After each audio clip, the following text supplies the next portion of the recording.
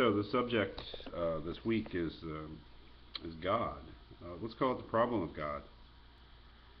Um, Following up kind of the theme of this course, that philosophy consists really of problems, of difficulties that are raised or emerge naturally when we begin thinking about things.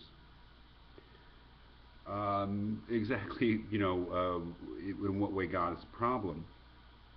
There's no one problem of God. I mean, there are certain problems that arise if we choose to believe in the traditional idea of God. For instance, the problem of evil, and that kind of lends itself to the kind of framework in which we've been seeing how problems emerge. That is, we may believe one thing very strongly and another thing very strongly, and sometimes the problem is trying to reconcile the two beliefs. Obviously, not obviously, but as we'll see, the problem of evil emerges if we believe in a God who is a benevolent creator, a good God. How can there be evil in the world? We certainly believe there is evil, and we may believe that there is a benevolent creator. But generally speaking, I guess there's more than one problem associated with God, and perhaps the problem um, is only really for people who believe in God. That is, if you don't believe in God, that's fine. That is, to be an atheist is a perfectly respectable thing to be, just as being a believer in any of the world's religions or your own religion, is a perfectly respectable thing. But I mean, if there is no God, then there really are no problems. I mean, there are no problems associated with God, obviously. The problems arise once one, for whatever motivations you may have, and again, they're highly personal in the case of religion. Um, the problems arise once you, I guess, in a way, try to fit the notion of God, the traditional notion of God, into the framework of the rest of the world, the rest of the universe. How does God fit in? Just a moment, sorry. Well, for people who do believe in God, God fits in very, very well, I guess. That is, God is at the center of their view of the universe. And as we'll see, for many thinkers, say most prominently Thomas Aquinas, God not only fits into the world in an unproblematic way, but God solves some of our difficulties, other metaphysical difficulties. That God is a kind of solution to certain metaphysical puzzles. But how are we approaching the subject of God, the concept of God? How does philosophy deal with God? As opposed to other ways which are equally valid, approaching religious experience or talk about God. I think that Blackburn does us a service in the beginning of this chapter 5, God, with a few remarks that at least clarify the way that he will be going about the question of God. And he says some things, for instance, on page 149, he says, beliefs are supposed to be true. I believe that P being any proposition or any statement, and I believe that it is true that P come to the same thing. That is, what is his approach? I mean, really religious belief. And the notion is that religious beliefs are supposed to be really more or less the same as all other beliefs. That is, first of all, that there is a notion there that my beliefs can be expressed in more or less simple statements. For instance, I have innumerable beliefs or potential beliefs that I sort of, in a way, carry around with me. I believe that the world is round and not flat. I believe that there is an element called hydrogen, and it has only one electron.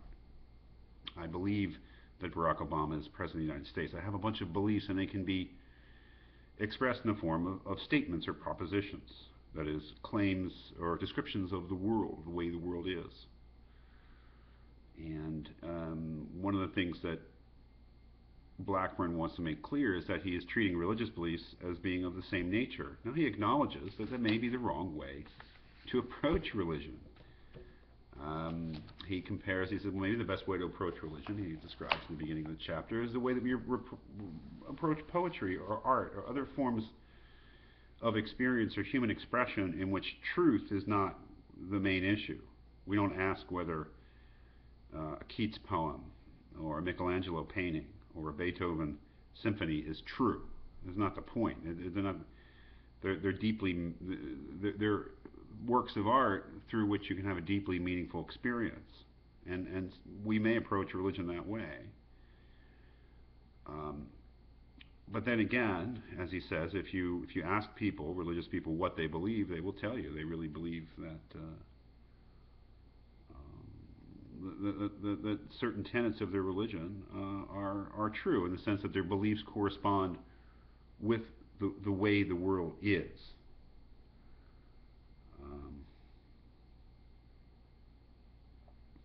As he says on page 151, in this chapter I shall discuss religious beliefs in terms of argument, reason, and evidence.